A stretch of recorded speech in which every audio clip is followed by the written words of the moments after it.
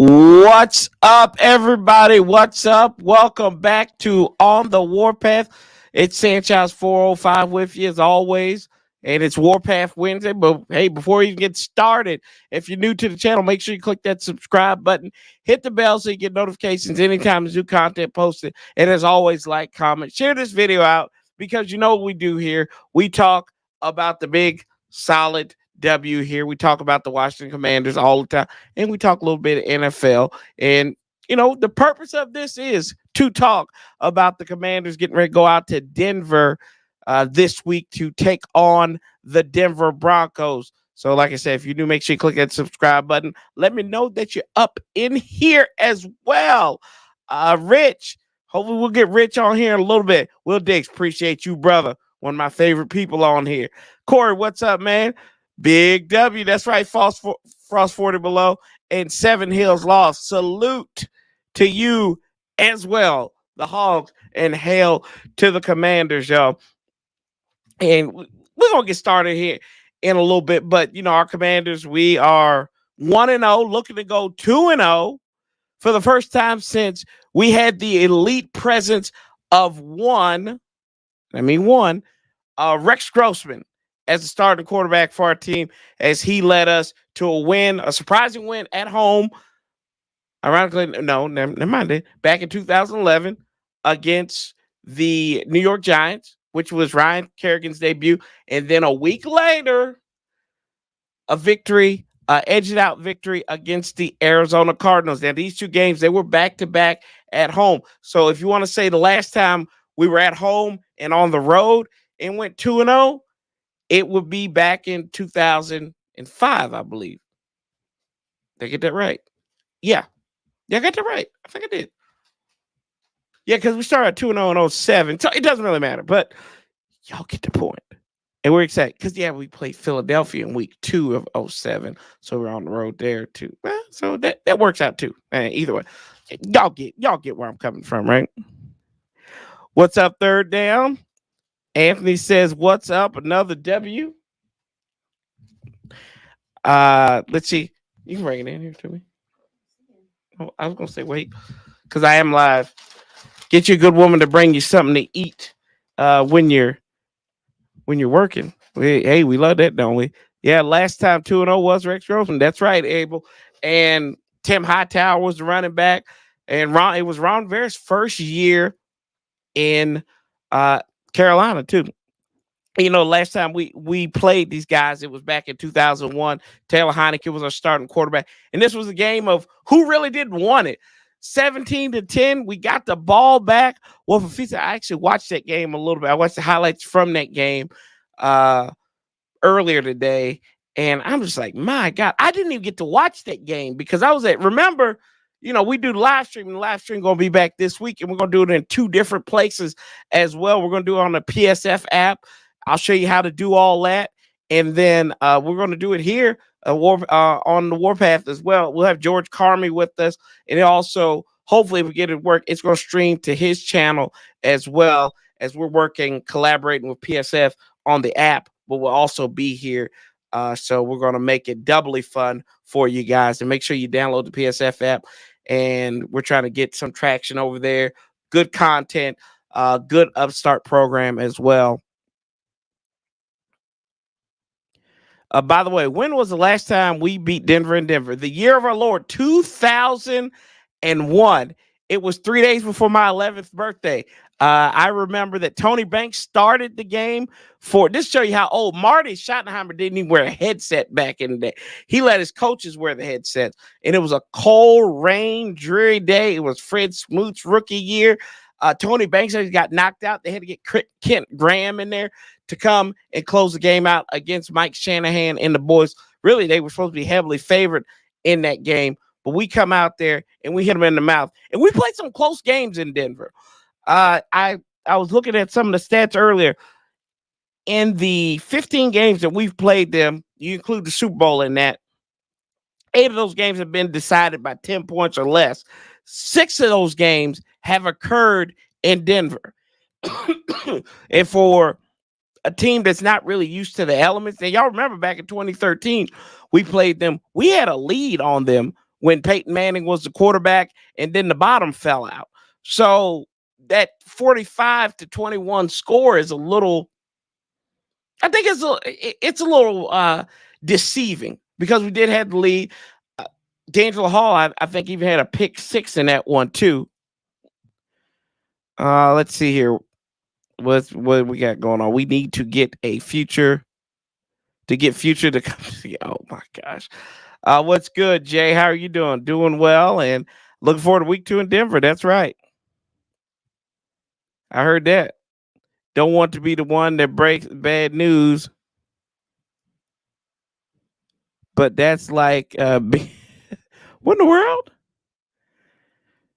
Don't want to be the one to break the bad news because that's like being dead. That bad news comes when we win in Denver and Broncos fans go crazy. Oh, I hear you there, Jay. Yeah, and I got my kind of thoughts on that. I watched the tape of Denver a little bit. I watched the highlights. I didn't watch all of the condensed film of them because it's week 1, and we talked about this on Monday that you don't know a lot about a team in week 1. You don't know about what they're putting out there on tape. And we will hopefully we'll get Rich C on here. If y'all remember him, I was on his Wild Wild West podcast back in 2021 to preview our game. And this year I previewed our game once again. So hopefully we can get him on here in the coming minutes to kind of preview Denver, to kind of know what we're looking at, because they've had a lot of overhaul in Denver. As you know, Sean Payton became the head coach, and he's been running his mouth. He's been flapping his jaws the whole time. He said that he was reached out to become the Commanders' new head coach because they had reached out to him and said, hey, what do you got? Hey, we might have an opening, because the potential owners, and we don't know if it's a Josh Harris group, but we knew it was a ownership group that was looking into the Commanders. And let's see. Well, that's right. I forgot about Future and Sierra. And oh, yeah, that's right. Oh, God, I forgot. Those are Future's kids, aren't they? Yeah. Oh, wow. See, I have a hard time hating on Russ Wilson because he's a Virginia native. So I do have a hard time with that. But Sean Payton, Ron Rivera, it's going to be the 18th time they've met as head coaches. Most recently, they met back in 2021 as well. The Saints came to Washington, 33-22 victors over the Burgundy Gold that day. Too many turnovers. We had a stupid Hail Mary pass at halftime that kind of deflated our boys in that game as well. So looking for more things. Ron Rivera does trail that series 6-11 and 0-1 in the playoffs against Sean Payton. But they struggled last week at home in front of their home crowd against the hated Raiders. I thought Jimmy Garoppolo did a good job. I mean, all he does is win. Jimmy Garoppolo does, but I thought he did a good job with kind of attacking the offense, staying within his. He did throw a red zone interception. That was the kind of the concerning thing about about the Raiders in that game, was that they could have put this game away. Of course, Denver started the game with that onside kick that was. They said it wasn't recovered by them. And Jacoby Myers had a heck of a game there. He beat them twice for 2 touchdowns. The first to open up the scoring, and then the go-ahead touchdown was 6:34 to go in the ball game. And Denver, really, it was a 1-point game because of a kick missed by Will Lutz, a missed extra point attempt. And then he missed a field goal. Also did Will Lutz. So, how do you miss field goals in the Mile High City? You got to be inaccurate. And this is a guy that they got rid of the Super Bowl kicker, Brandon McManus, for, because he's one of Sean's boys. He's one of those Saint Co's. Might be 3 NFC East teams after Sunday, but we shall see. Yeah, I mean, it could be 3 1-1 teams. It could be 4 1-1 teams by the end of Sunday.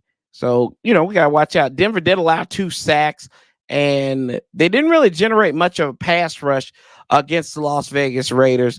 And they gave up 60 yards on the ground, 261 yards on 29 attempts. Our guy Samaje, and on the opposite side, they had about 90 yards combined. They don't really have that feature running back like we're ordaining. Javonte Williams had 52 yards carrying. And the Samaje Perine, that's Samaje Perine, who has carved out a nice career for himself. He had the most total yards. He had 41 rushing yards and 37. So he counted for 75 yards of the total offense for Russell Wilson and everything. Here's another thing about Russell Wilson: 27 of 34, a $177, 2 touchdowns, and of course they did not commit any turnovers in that game. But if you look at that number, that is 27. 177. Give me 177 divided by 27. So about 6.5 yards per completion for Russell Wilson there. And like I said, he was sacked twice. He fumbled the ball once, but it came back off an illegal contact call. So Russ is not the Russ he's more like Rusty Wilson more than Russell Wilson now.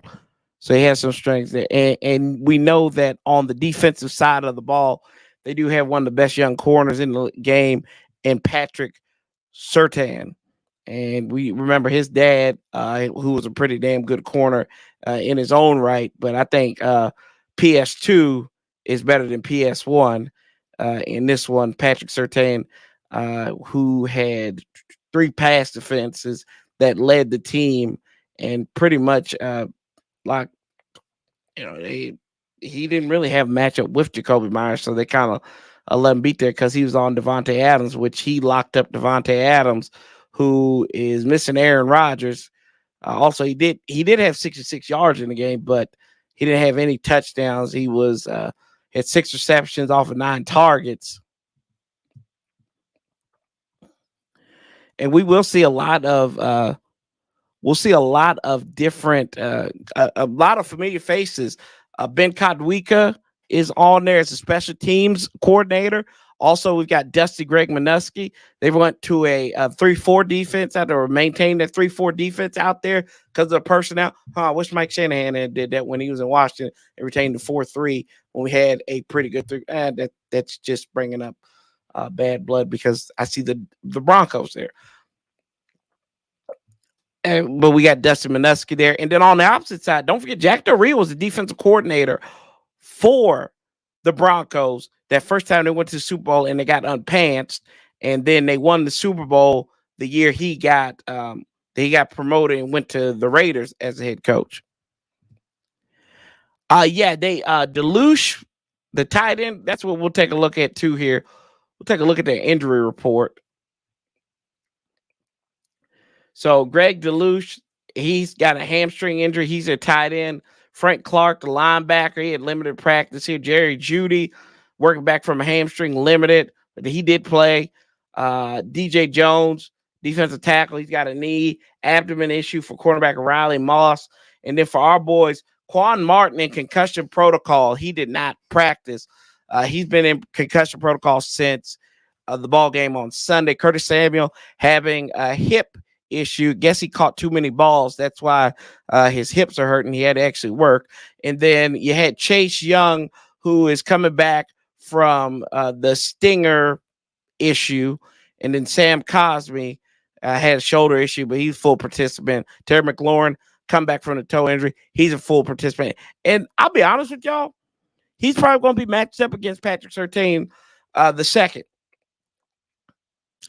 And I don't know if it's a toe injury or it was just a fact of, maybe they were trying to protect him. But Terry, I mean, he only had 4 targets. You got to give him more opportunities in that. And, I don't know if that's a coaching thing that you're trying to coach out for Sam, but we got to get our guy more targets than that.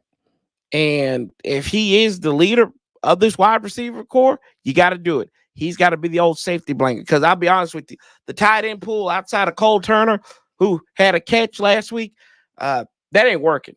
What Logan Thomas did last week, that's not going to, and it's getting to the point now.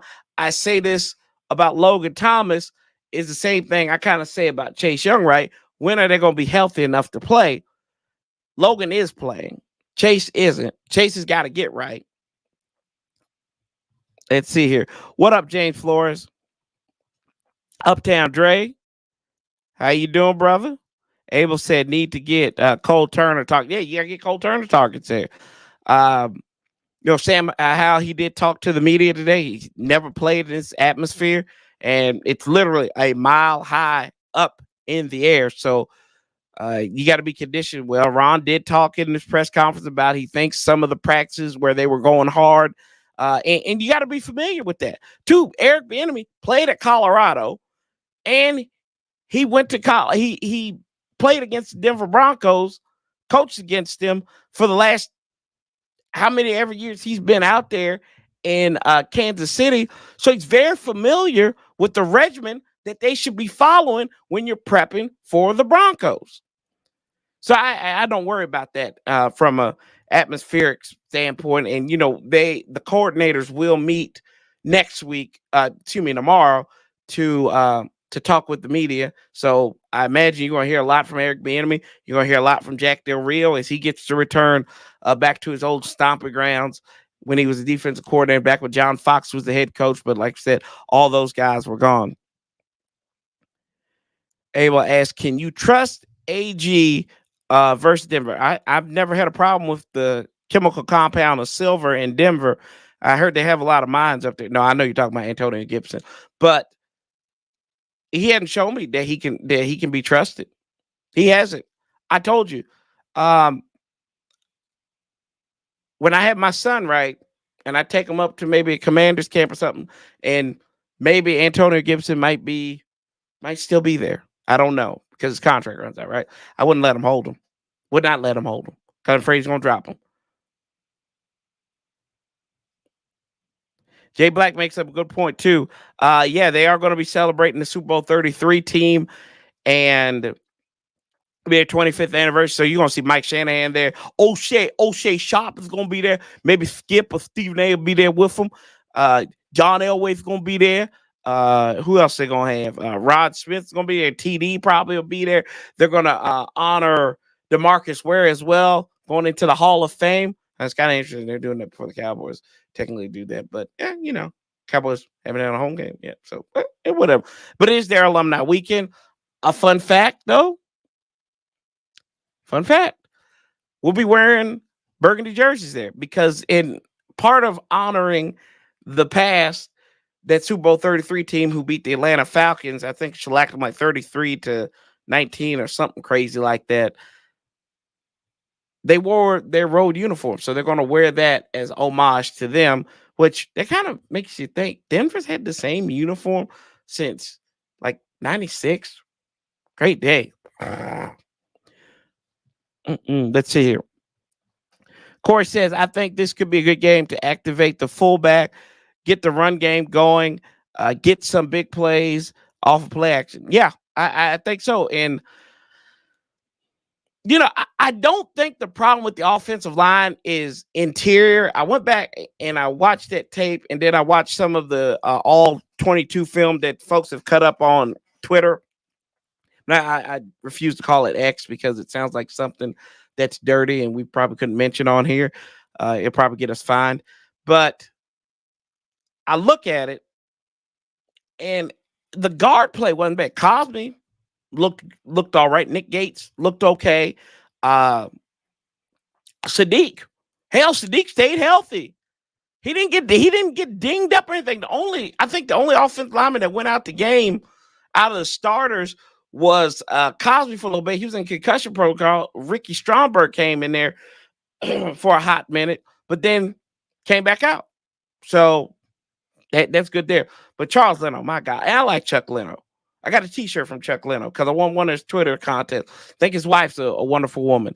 But that doesn't mean anything on the football field. And then also Andrew Wiley. This is EB's guy, but good God. I mean, my Jesus Christ. And like, what is he doing? Did he leave his skills in Kansas City? Or did he leave him on that turf in Arizona? Did that slip away with him as the Eagles defenders were slipping?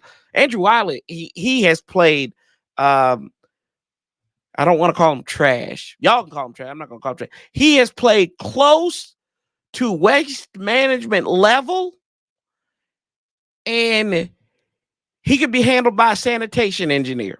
There we go. That's how we're going to do it. I ain't calling the man trash, but you read in between the lines. What's up, Dubs? Yeah, that was old Shay Sharp there. Will Diggs, skip. Yeah, I gotta get that. Gotta get the old yak. Now we gotta say Stephen A. Smith. What's up, Gunner? Going to put King Simp Russell out of his misery on Sunday. Russell is about to get cooked. Man, we say that. Y'all look at this though. We've struggled against Russell Wilson. I mean, we beat him the last 2 times. That's right. And we beat him in there, and then they came out to Washington. But early in his career, we did struggle against Russ Wilson. Oh, we did lose to him in 2020. That's right. Really hadn't played him on the road that much. This is the second time we played him on the road. Yeah, second time we played him on the road in his career. That's odd. We haven't been out to Seattle as much with them being in the NFCs. We're out there with them being in the NFC, excuse me. Okay. What's up, Marcus? We need the 6 sacks. We need about 6 sacks on Russ this Sunday. Beat him down. Got to keep him in the pocket too, right? Uptown Drake, got to keep him in the pocket. Make him feel uncomfortable, right? And I think that's a good success. Like, we got to have our dogs back out there because let's be honest with you, and I might be saying this, and I'm going to bite. You know what? Hell, I'm going to say it anyway. Russell Wilson ain't nothing but Josh Dobbs with a jerk curl and some eyebrows. I'm going to say it right now. That's all he is. If we get the same Russ that's putting up these numbers, he ain't nothing but Josh Dobbs right now. This current Russell Wilson is nothing but Josh Dobbs with a jerk curl and an elite wife and some eyebrows. That's about it. And be mildly vertically challenged. But it doesn't matter. So we're gonna deal with brother with just a good perm. Let's see here. Lucas got to be better, right? You on point there, Corey. He's on the pup list. Old former Dallas Cowboy, Lionel Collins. You know what? I even said, I've been saying this because I know it wouldn't happen, but they said that the Jets are looking to trade, maybe possibly exploring to get Jacoby Brissett, right? I said, sure, you can have Jacoby Brissett. You can meet Mekhi Becton. Right? I want your best player. You need a quarterback. That's crazy. See, I think when somebody has a need, I'm ready to fleece them. It's kind of like today, and he's a local dude too. I like so bring him on home. Bring Mekhi Becton home.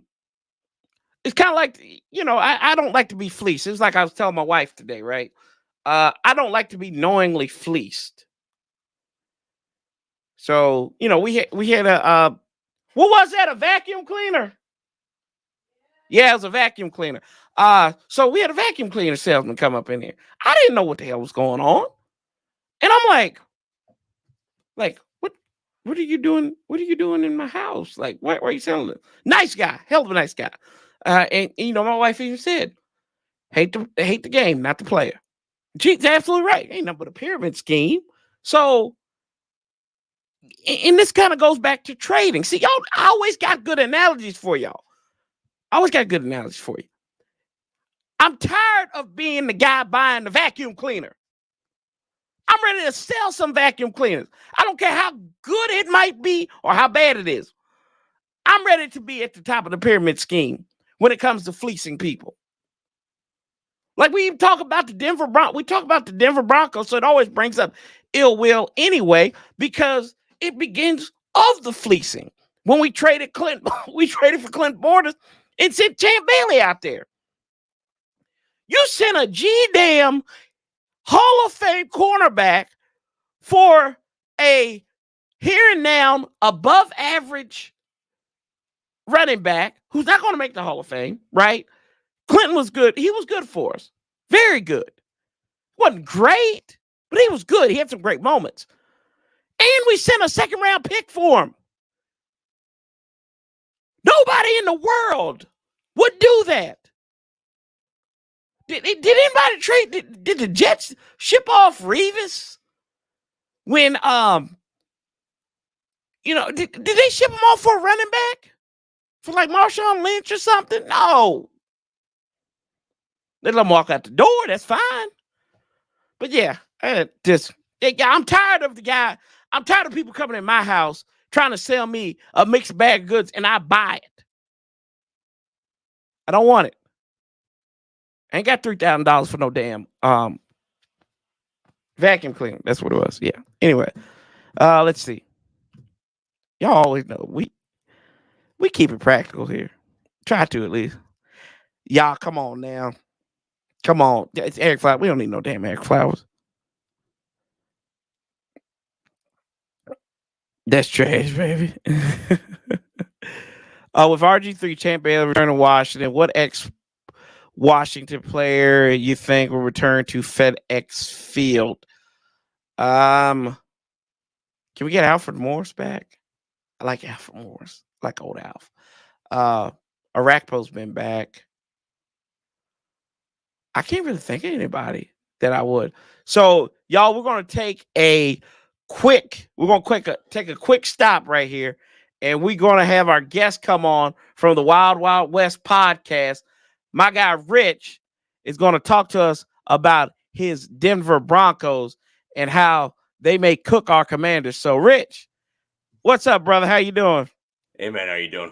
I'm doing good, man. So, like I was telling everybody, it's on your podcast. They can go check you out. I'll let you do that, all that introduction and everything, and talk about Denver Broncos, man. So, the floor is yours, sir. So, I'm certainly not your typical Broncos fan. I'm certainly more critical of my team than most others that wear blue or orange and blue, rather. I think that what you're going to see in this game is you're going to see your defensive line slice and dice the Broncos' offensive line, to be quite honest. I think our offensive line is below what it needs to be. I think that your defensive line is going to be a little too much for us to handle. Now, I do think that we have some offensive weapons, and I see some of the comments here. Russ is washed. She certainly fattened him up last year there, Dora Groomer. But he's lost a lot of that weight. He found Weight Watchers, clearly. Yeah, exactly. She certainly gave him a bunch of kids too. But on that note, I do think we saw a different Russ this year. And I think that has dispelled at least some of my concerns that I saw last year from Russ, which was he was just making mistakes that were just appalling. I mean, just to a point where no one of his caliber should ever be making. And what we saw this past game, at least week one, and a little bit more in preseason even, was he was making those throws again. He was throwing on the run. He was throwing accurately on the run, and those deep balls were actually landing properly. So I think we were seeing not quite where he was maybe in early Seattle days, but we were certainly seeing a return to kind of where he was almost at that level again. Which is really, as a fan, looking at a quarterback, all you can expect. Then the question is, now who's around him and how can they be protected? The one thing that will be interesting is in my estimation, is going to be the Commanders' offensive line versus our D line. I'd like to see where our pass rush does. I know you guys have made some changes on your offensive line. And I'm actually very curious to see what your feedback is for me on what your thoughts are on your offensive line. We did not do particularly well getting pressure on the Raiders at all. That was a huge struggle for us. And this can be one of two things. One, proof that our pass rush needs to be gutted and replaced, or I'm hoping not, but or the flip side of that is that we just had a down game and that perhaps the Raiders' offensive line is much better than we thought. That the Raiders just have a much better offensive line and it just was able to control and contain our defensive pass rush. So those are the three keys. And in fact, I just got off the Wild Wild West podcast where I kind of broke down very similar, segments of where I think the game's going to land. And those are kind of the big three that I kind of see as things to watch. One, I think your D line is going to kill our offensive line. I think you're going to get at least 3 sacks on Russ this game. If you have that little hot take button, yeah, that's one for you. But I see 3 sacks on Russ at least, maybe 4 or more, depending on kind of which players play and not. And that's kind of where I'm at with it. I actually don't even, in my opinion, I actually think that the Commanders have the ability kind of to one of those, 3-point walk-off wins even in this game. I right now, my general take is I don't believe that the Broncos are walking away with a win in this game. I think we're losing by between 3 to 7 points. It's kind of funny you mentioned that. And I said this to my group here just a few minutes ago.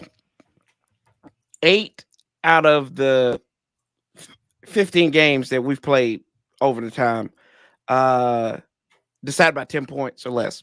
Yep. 6 of those have occurred in Denver.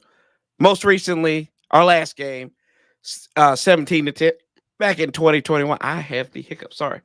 Bad moment there. So I think our offensive line is kind of what Dorgunner just said. They're pretty mid. So, and it looks like your guys really couldn't generate a pass rush against Jimmy Garoppolo. And I don't think it wasn't for the lack of trying. It's just what I saw was there was no blitzing.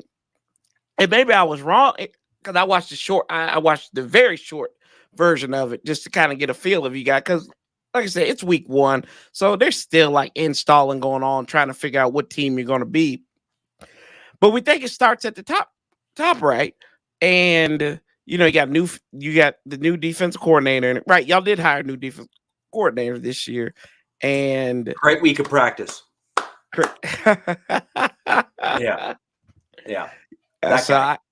Oh gosh. But interesting. But you talked about Russell Wilson and the struggles they had last year, kind of bleeding over into this year. I mean, 27-34, and you're only having 177 yards through the air with Cortland Sutton and Jerry Jeudy, who are two big time targets. He's out. He is out.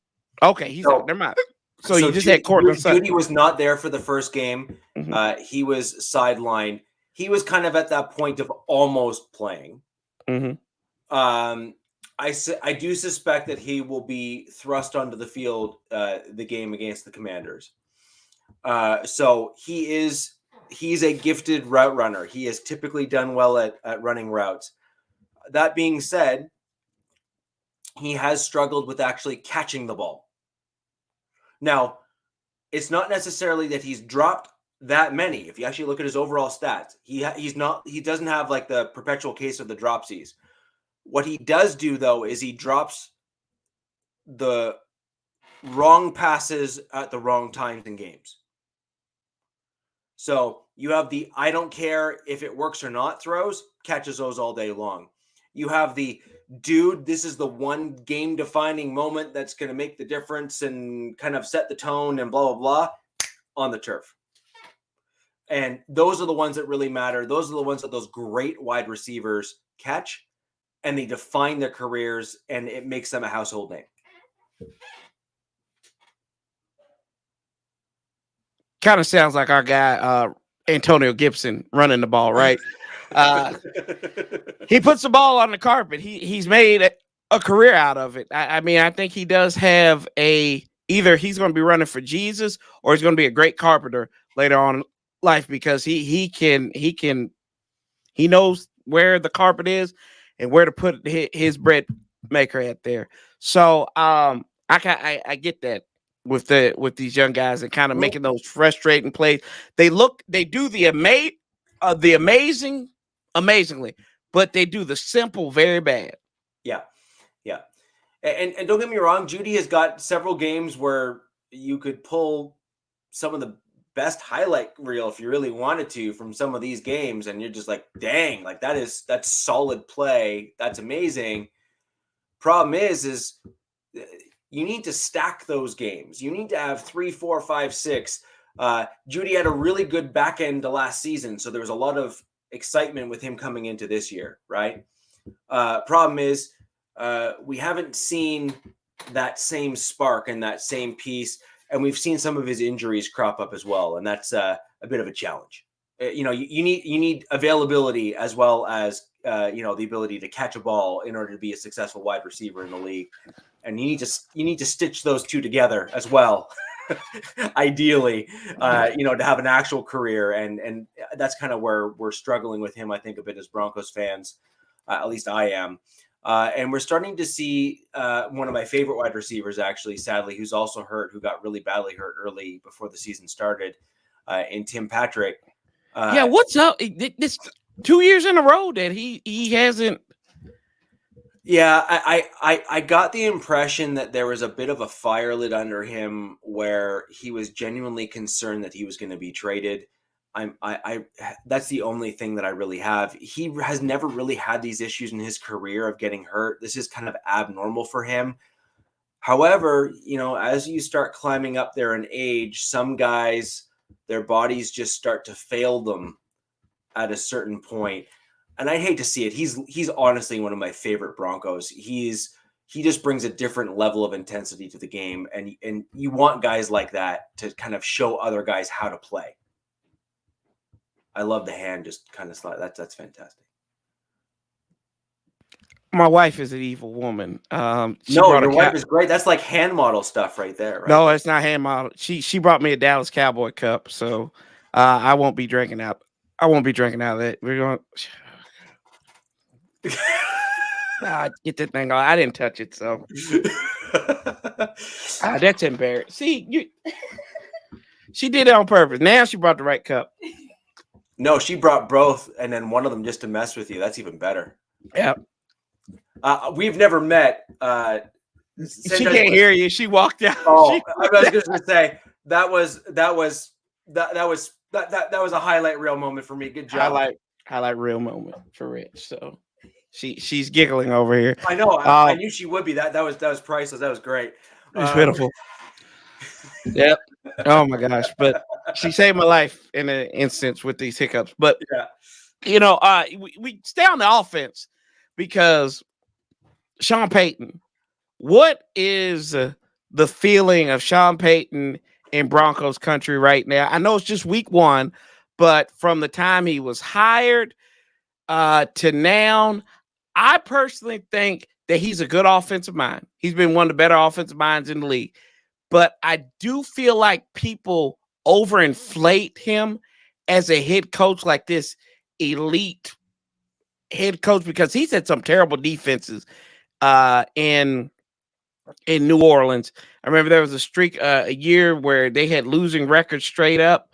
He had the Bounty Gate situation, and then he had that terrible movie with Kevin James playing him as well. So I mean, what's the feeling? Is Kevin James coming to Broncos country too? I don't know, but just tell me, how are y'all feeling about Sean Payton?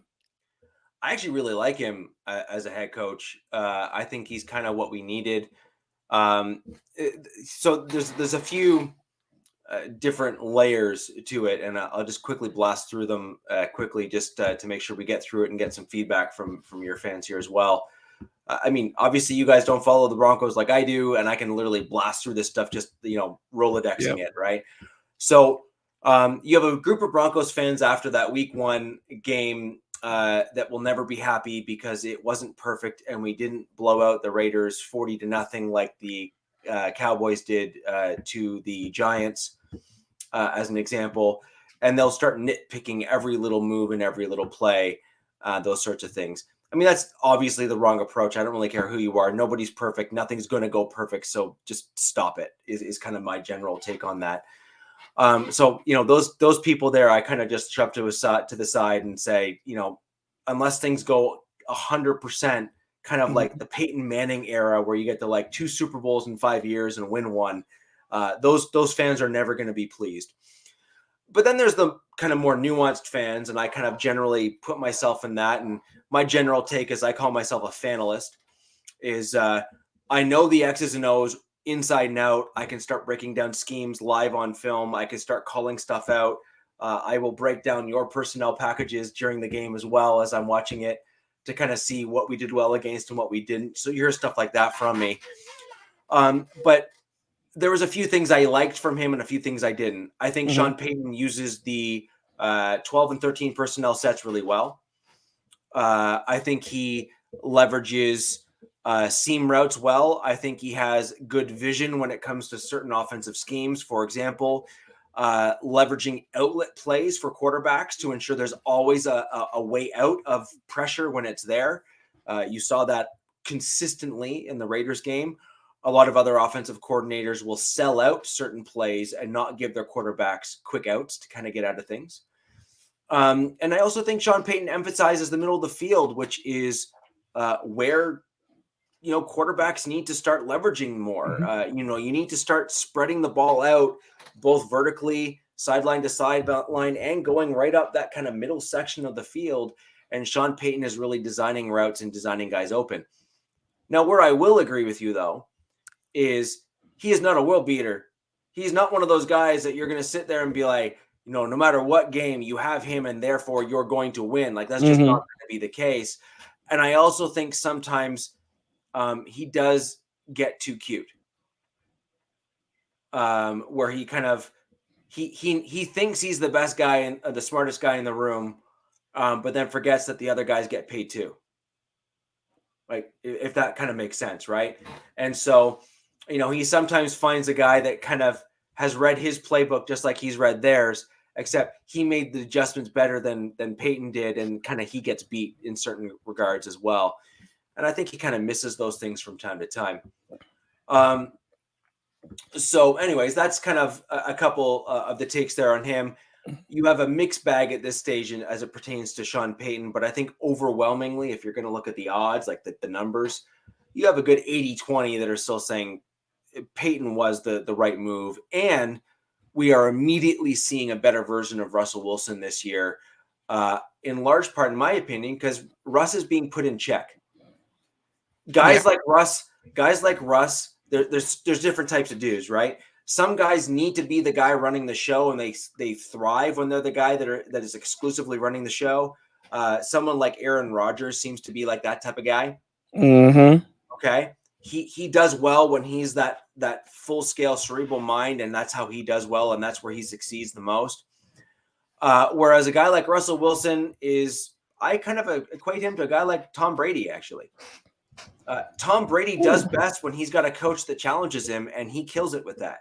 And I think Russ needs that guy, and I think Peyton is that guy. Okay, all right. Hey, I'll take it there. And you kind of talk about you talked about Aaron Rodgers and everything. We'll step outside of our matchup. As a football fan, how bad did you feel for the Jets? And then on the second hand, as a fan of their offensive coordinator, as I know as much as you are, how much doo-doo are the Jets in with Nathaniel Hackett being their offensive coordinator? I actually like Hackett. Really? Okay. Yeah, I actually like Hackett. So I have different issues with what happened with the Broncos last year. If again, I am not your typical Broncos fan. And so when all the other Broncos fans were all trying to light the fire that was under Nathaniel Hackett and say, put a spit through his mouth and start turning him slowly over the fire, I was not that guy. I obviously I think there was problems, and that was plain to kind of see based on the play on the field. But if you were to look at the actual offense, like as in the plays and how they were put on the field, there was a tremendous number of offensive plays where guys were wide open and Russ just missed them. And I think in some regards, it comes down to what I was saying before, which is if you have a quarterback that requires discipline and you need a guy that puts structure around you as a quarterback and put you in your place and feels comfortable putting you in your place and doesn't want to try to be your buddy and then grab a beer with you after the game, Nathaniel Hackett's the guy that'll try to grab a beer with you after the game. Sean Payton will come to you after the game and say, you missed a throw. What's wrong with you? He probably pour the beer on you too. And then throw the beer on top of your head after the game. Yeah. And so again, like I said, different guys respond to different circumstances. And the important thing, or I think what fans missed, and ones that aren't truly looking at it critically, it doesn't mean things were perfect, because obviously we had a 5-win season. Like that's not good, objectively not good. But again, you can also be objective and look at the tape and say, all right, well, where does that blame lie? Well, when I got KJ Hamlett running wide open down a deep crosser and Russ doesn't even throw the ball to him and the dude's got no one around him and that's a touchdown all day long, that's not a Hackett problem. That's a Russell Wilson problem. Right? Yep. And so that's kind of where you need to be very, very disciplined in how you watch the game and how you make comments. Two things can be true. Hackett might not be a good head coach, but can actually scheme well. And you have to be able to differentiate between the two, in my opinion. I hear you. Your opinion, does Russell Wilson, I think with the pressure on him from Sean Payton and obviously from Broncos country, does he make it the 17-game season? Now, I'm not saying injury or anything like that. I'm just saying, do you see him making it, or does Sean Payton just be like, you know what, I'm kind of tired of the antics, you go sit over here for a little bit? Russ has been very subdued this season, so I absolutely see him making the full 17-game season. My answer changes if we start seeing the resurgence of his play from last year. I truly believe that Payton is pretty fair when it comes to this, which is he is willing to give him the hook. That old school, big cane that comes across in the cartoon. Yeah. The dude up, right? So I have no doubt that Sean Payton is more than willing to give Russ the hook and kick him to the curb if he's not doing his job and not playing well. But our loss to the Raiders was not even remotely on Russell Wilson. No, it was not. Like Russ actually had a pretty darn good game and really ought to be given credit. Fine to criticize his play last year, and I was very critical of Russell Wilson's play last year, but I will not be criticizing Russell Wilson's play in the game against the Raiders. He deserves actually a tremendous amount of credit for bouncing back and starting to play like he should. And looks like y'all traded for Adam Troutman, so a guy who was drafted by Sean Payton, and then he's a good player. He's going to take over. Now, who was your starting tight end? Was it Troutman? Troutman was, and then you lost Greg Dulcich. Dulcich? Excuse me. Yeah. Excuse me. So that's one of the areas we could struggle in, is our linebackers can't cover tight ends to save our lives. So, if Troutman can get loose, we're going to be in trouble. We will be in trouble. The guy that you guys need to look out for is a guy named Nate Adkins. Nate Adkins. Let's see here. So he's our fourth tight end on the depth chart. Yep. Okay. However, he's an undrafted rookie free agent who absolutely balled out in preseason and went from undrafted free agent to knocking all the other guys off the roster and basically forced his way onto the 53, because you cannot lose a guy like that. Okay.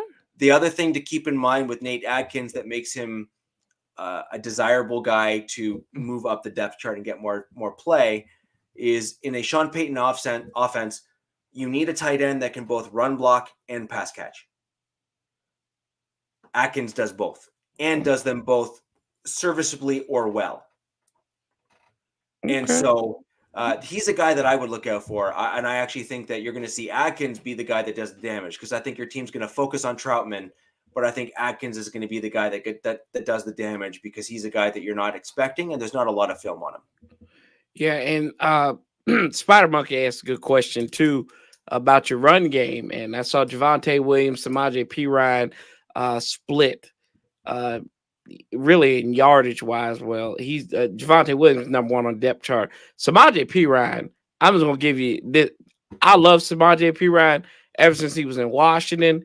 He can catch the ball, he can run the ball. He did have a little bit of a fumbling issue early on in his career, but he's carved up a nice career for himself.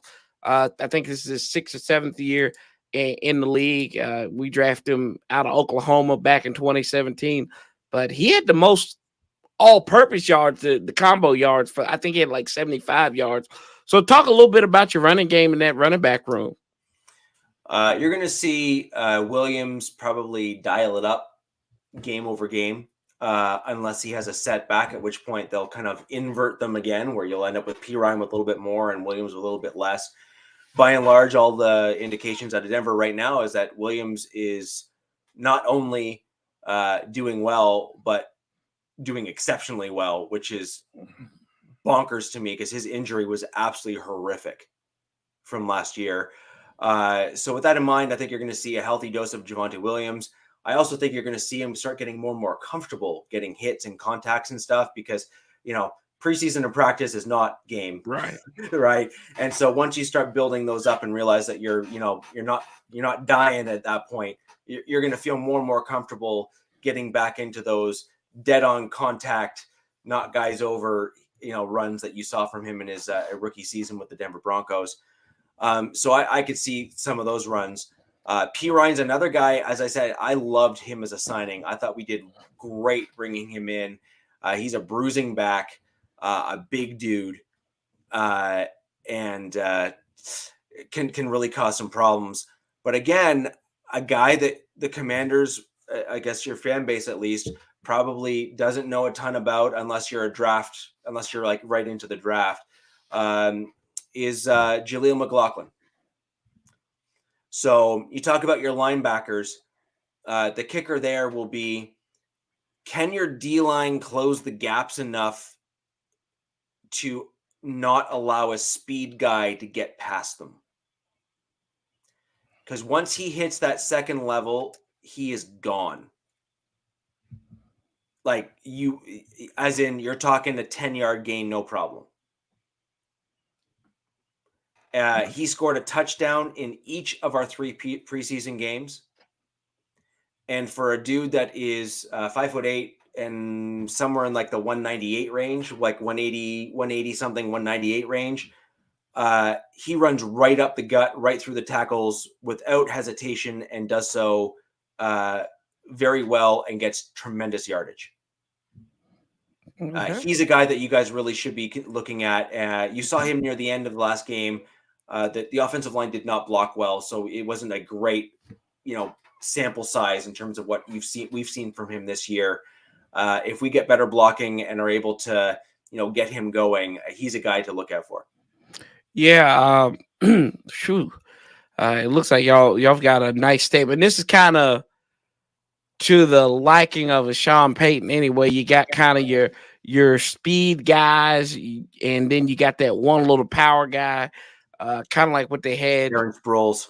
Yeah, you got your Darren Sproles. Yeah. Oh my gosh, who else is that? Mark Ingram, right? Yeah, they had Mark Ingram down there for a while. So you got these guys, very versatile backfield there. So I feel like it's going to be kind of pick your poison there with our guys. So we kind of flip over to the defense there. All 3 catch too. All 3 catch out of the backfield. All 3. Oh gosh, yeah. We might have a.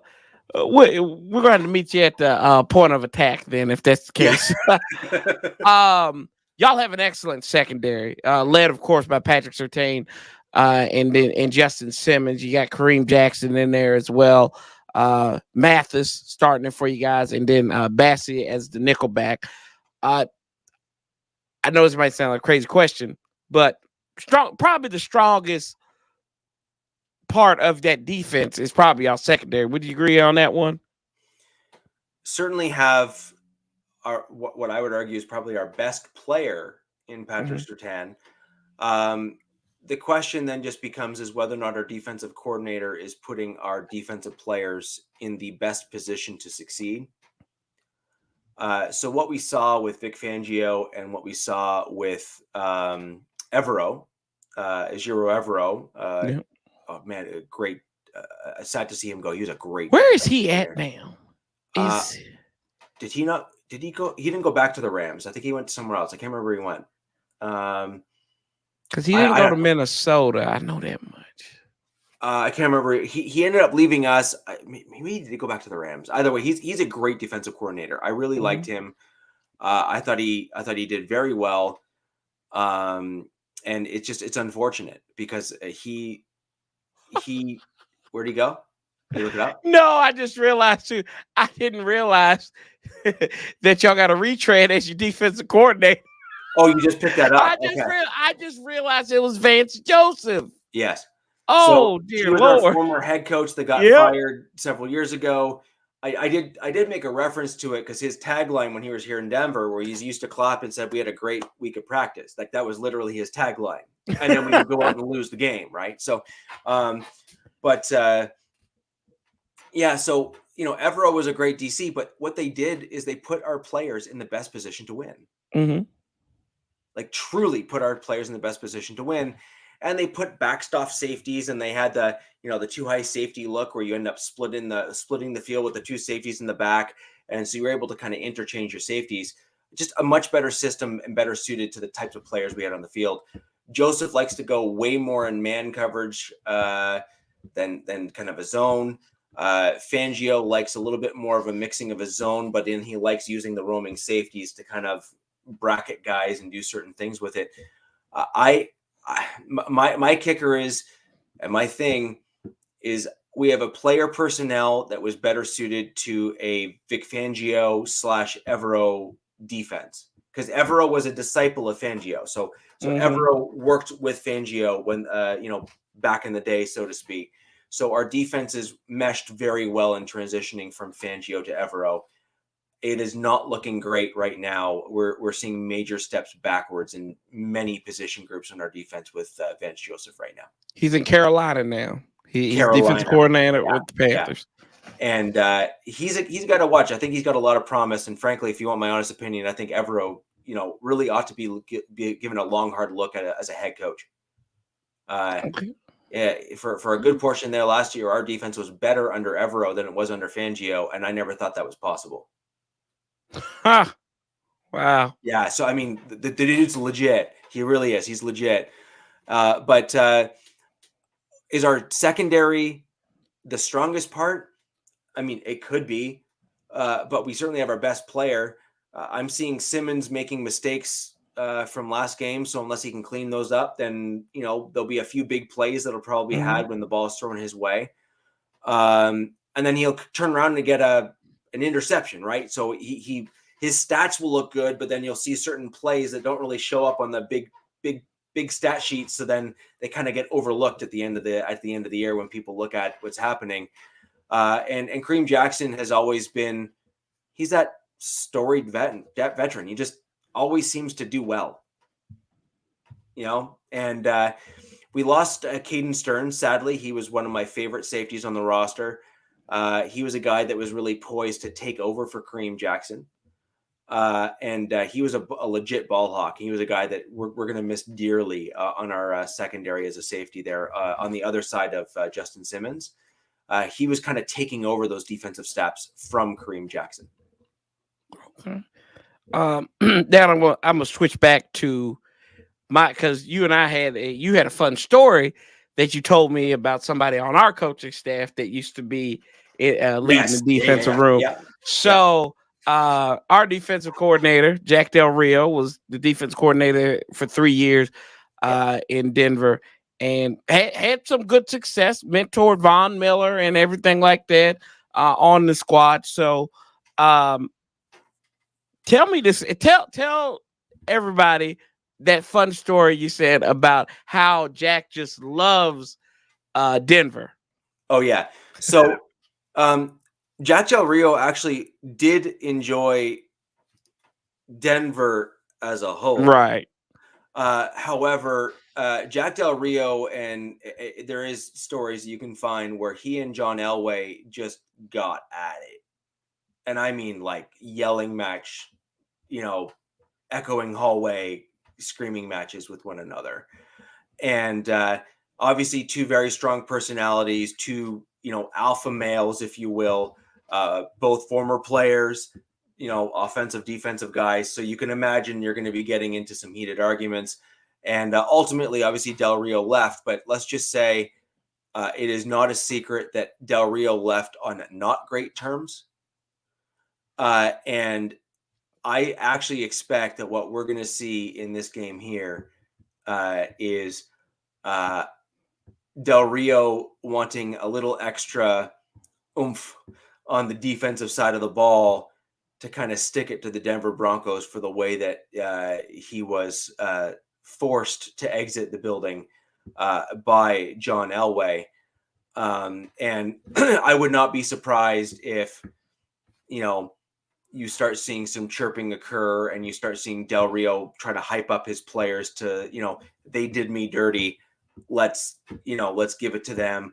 I also wouldn't be surprised if there's like a zinger in one of the press conferences. Like if the defense is the reason why you win this game, I will not be shocked if Del Rio doesn't have kind of a, well, of course we're motivated. It's my former team, or, some kind of a comment like that, because things did not end well when he was with our team. And it was largely between him and John Elway, which, doesn't surprise me, but nonetheless, it is not, it's not uncommon to have former coaches and things because of the churn that we've had at the coaching positions to have issues with Elway. Yeah, it's kind of funny. Like I told you before, I said I met Jack Del Rio, and you can get that jackass vibe from him, and I think that's just what he is. He's an old salty linebacker who had to get off of Twitter, but since he's been off of Twitter, the Burgundy and Gold's defense has taken off. I got really one more encompassing thing here. It's the history between our teams. While we don't play each other that often on the field, we have a lot of history with each other. We talk about Super Bowl 22. We talk about the Clinton Portis Champ Bailey trade. You're welcome for that. We talk about getting Mike Shanahan here as well, and now even Jack Del Rio as the defensive coordinator. So it's just a lot of history for two teams who don't play that often. And thankfully, we do get this opportunity here to play them. I thought that they should honor the Super Bowl 22 runner-ups during Alumni Weekend, and we could bring in some of our guys and celebrate our history with the Broncos. But I guess that didn't get to the alumni office in Denver. But yeah, just speak about the history between our teams, man. We've had a lot of intertwining history. Yeah. Really interesting is there's been players that have crossed over between the two teams. There's been coaches that have crossed over between the two teams, and not insignificant ones either. Like, you're talking like your defensive coordinator now is a former defensive coordinator for the Broncos. That is, second to the head coach, pretty much as high as it gets within the team. The Super Bowl wins, losses, and games against each other. There's there is a lot of storied history, and obviously back in the Super Bowl days when we're talking about those types of matchups, you're talking classic slugfests.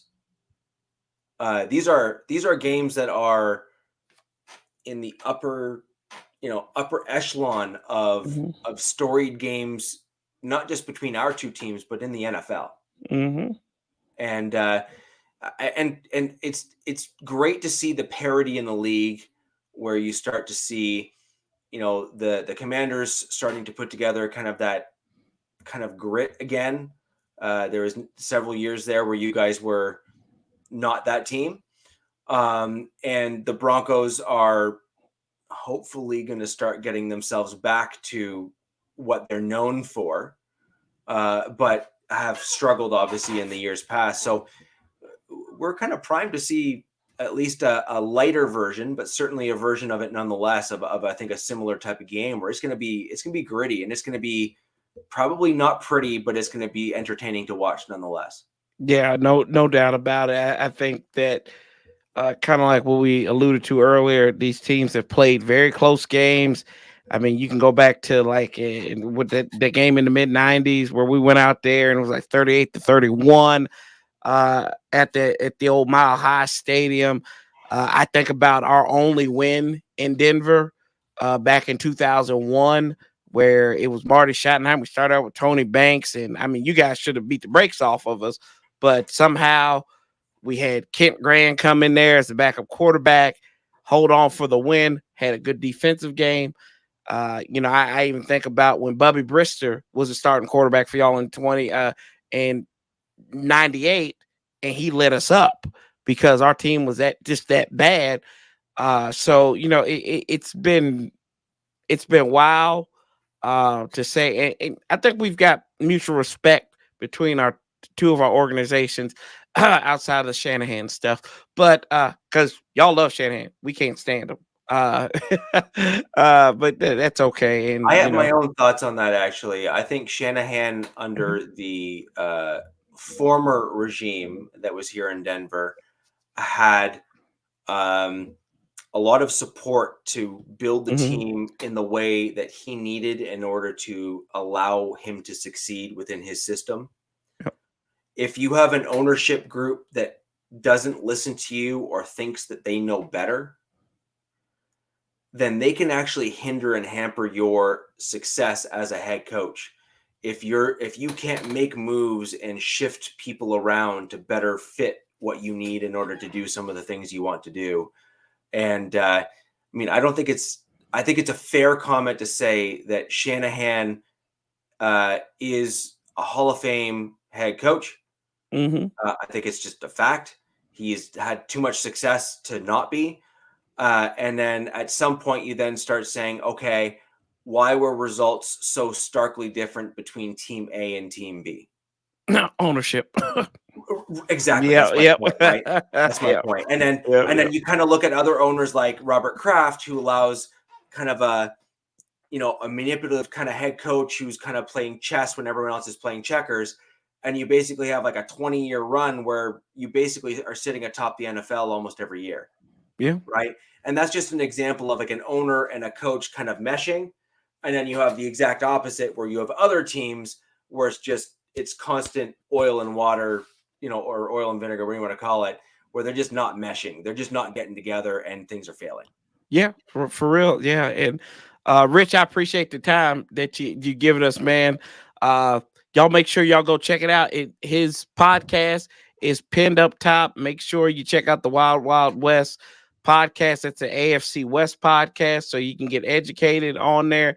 And our favorite Broncos fan on here, appreciate you for doing this, man. Yeah, no worries. And if any of you guys have any specific questions on Broncos players, feel free to hit me up. My Twitter handle is right there. There it is, right there.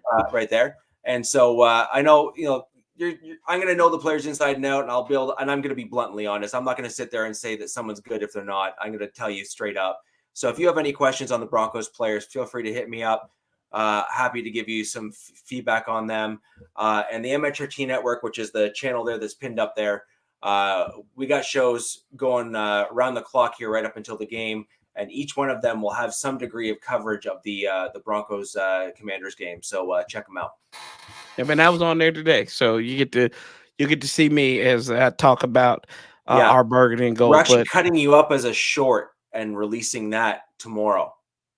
Oh dear God! Yeah. Oh gosh, we're in trouble now.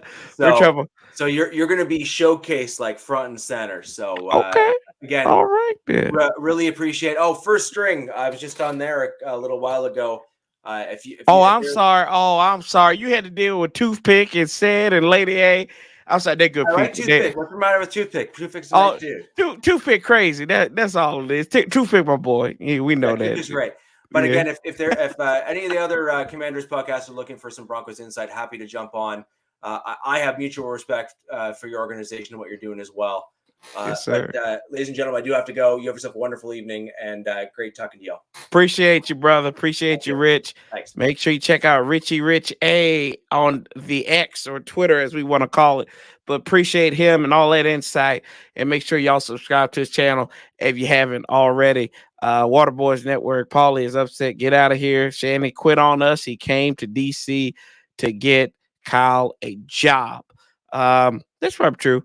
So, well, that was a long Kevin Sheehan type. But anyway, couple things. We'll get into the picks here. Well, the pick segment. I got my 6-pack of picks, and I picked spread this time, y'all. Let's go. In an over under I got here. So thinking about this, kind of off the game. I think we do have an opportunity here. We have an opportunity to win this ball game. And we had to play defense. We got to stick to the same script as we had last week. That means playing fast, physical, and violent. Getting to the quarterback. Make sure them running backs limiting big plays, and let Cam Curl roam, right? Send Montez Sweat, because Montez Sweat's going to be have to be a second and a half quicker, because there were times when Josh Dobbs was in that pocket and my internal clock was going on. He's going to get rid of this ball. Then I forgot it was Josh Dobbs. So I joked and said, and that's going to be our clip too. So that'll piss off Broncos fans. But right now, Russell Wilson, currently as advertised, is nothing but Josh Dobbs with some it's just Josh Dobbs with eyebrows and a perm. So either way, just let your soul go, feeling oh so silky smooth, and hopefully we'll win 2-step them there. So we are to win. Washington wins if don't turn the ball over. It's simple as that. Don't turn the ball over. Sam throws for a couple of touchdowns. I said about 250. He had 202 last week. Get 250 because just like the weed in Denver, the ball sells a little bit higher.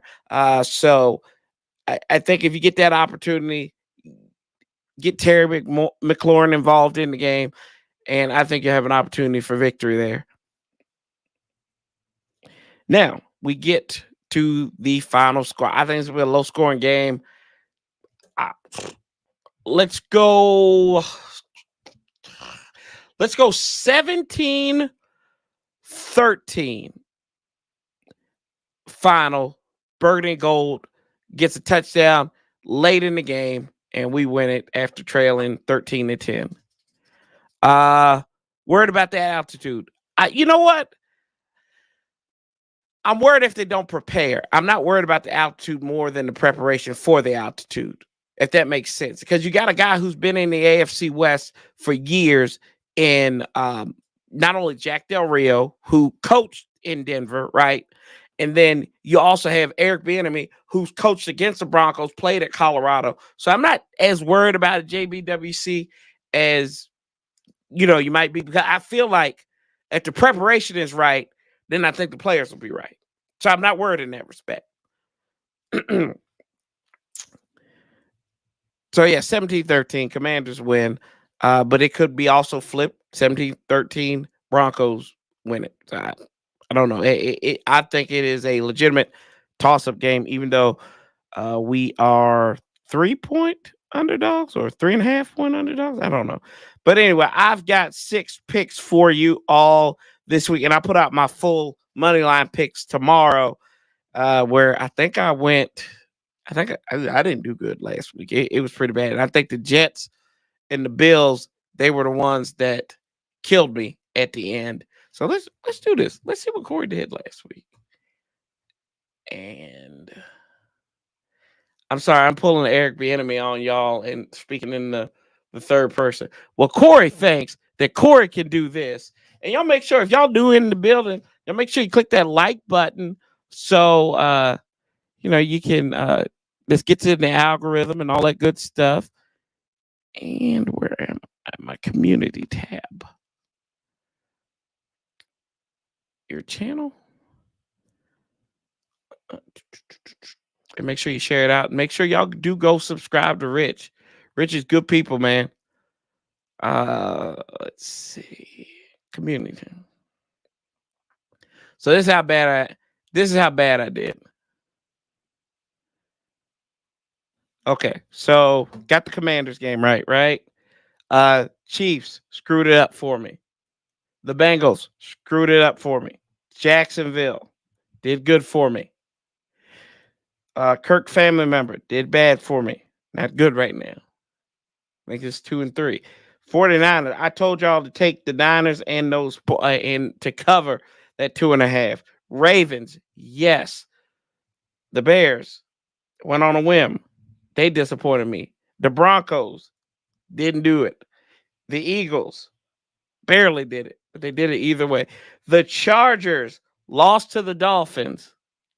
The Seahawks pissed all over themselves against the Rams. The Cowboys did win, unfortunately, and then the Bills lost as well. So that's 2, 3, 4, 5, 6, 7, 8. 1, 2, 3, 4, 5, 6. Went 6 and 8. Is that even possible? That missed games? Should be 16 games on there. What? Oh, 7 and 8. I forgot about the Falcons. Yeah. No, I got to. I don't know. Let's see. 1, 2, 3. Oh, that's right. I went 7 and 9. Forgot about the Titans. I was big on the Titans. Went 7 and 9 last week. There we go. 7 and 9. Terrible start.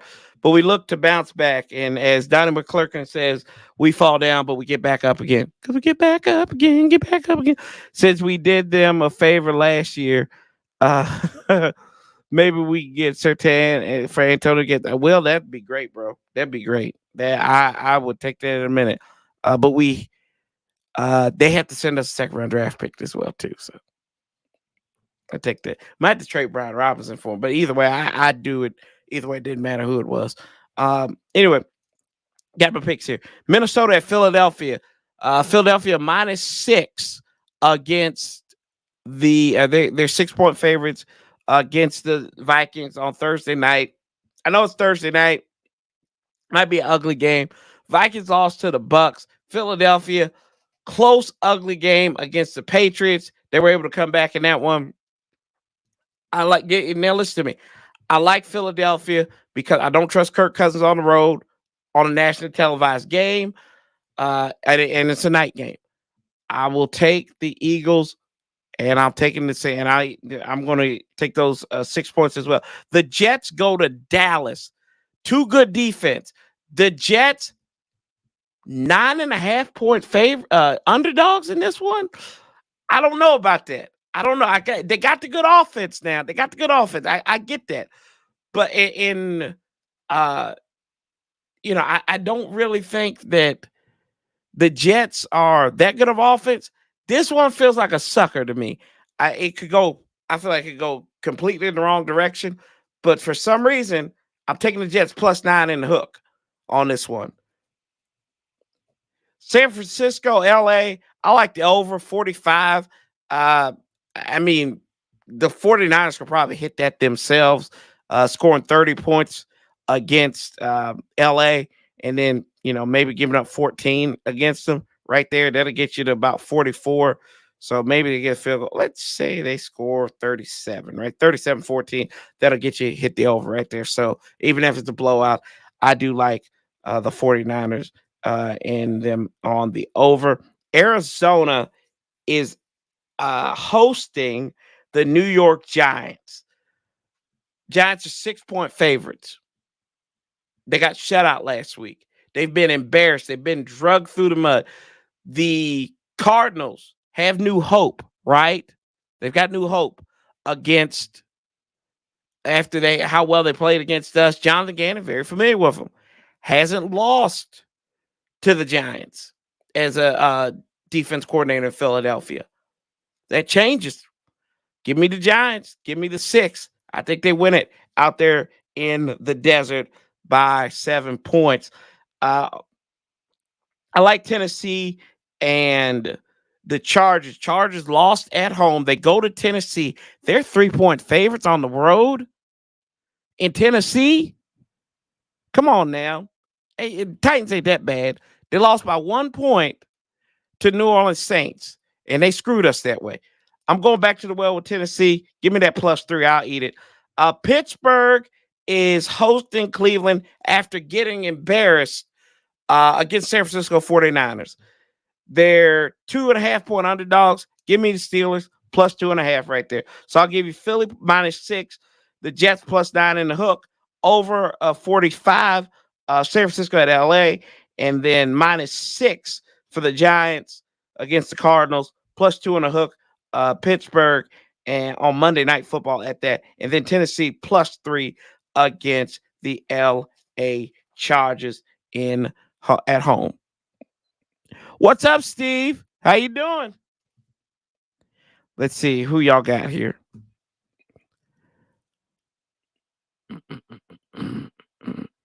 Browns. Okay, you got the Browns here. Oh, you like the Browns on that one, Frost? What? Browns.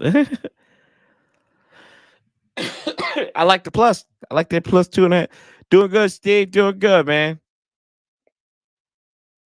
We are going 9-8. Chargers. Tie. Giants money line. I hear you. Malice. Zach is running for his life. I think the defense. I like their defense though.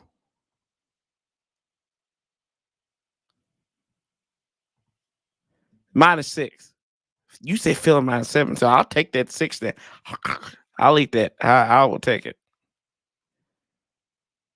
I know he's gonna have a good year, man, but it's still Pittsburgh. So you tell me Pittsburgh's going to start the season now 0-2 at home. That's what you're telling me, Frost 40. National television. That's what you're telling me.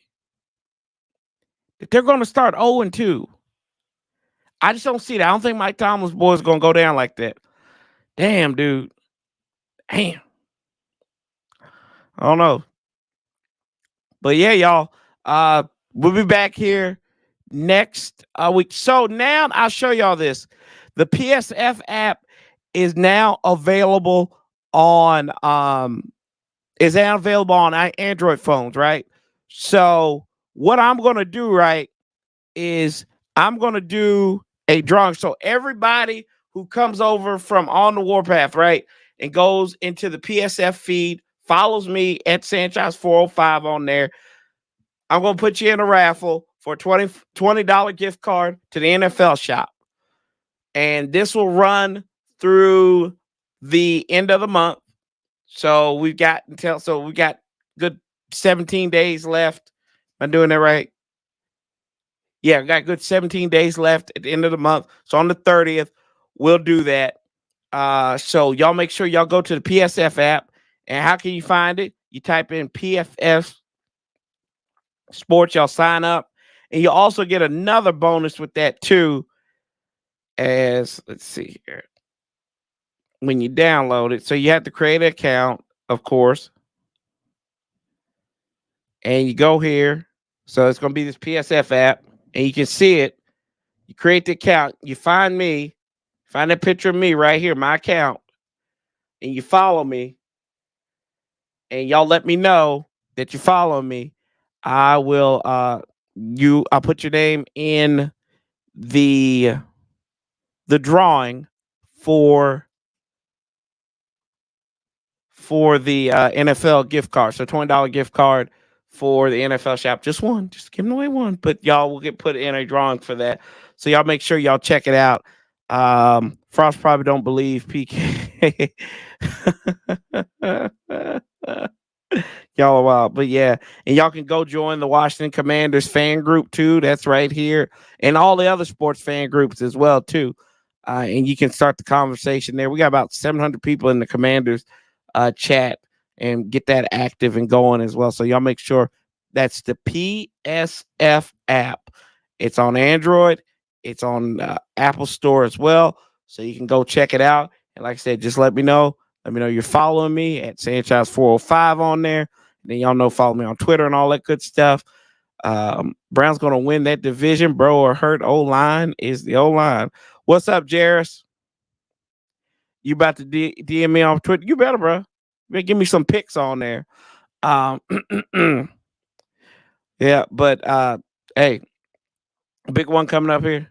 Keep talking bets throughout the week. Yes, yes, brother. We gonna keep talking. You still taking forever to get me up here. You got my phone number. You text me. You just let me know when. I tell everybody. I tell my people. Once you a guest on here, you just say, "Hey, you want to be up here again?" I got you. I got you, bro. We'll make time for it.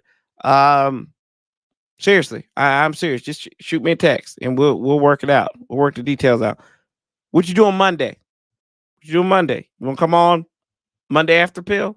If you got time, we'll do the Monday after pill on Monday and get your thoughts on the game. Or I can get you post game. So just let me know. But anyway, y'all, Sanchez 405. I love y'all. I appreciate everything y'all doing to help this channel grow, trying to move on up in this world.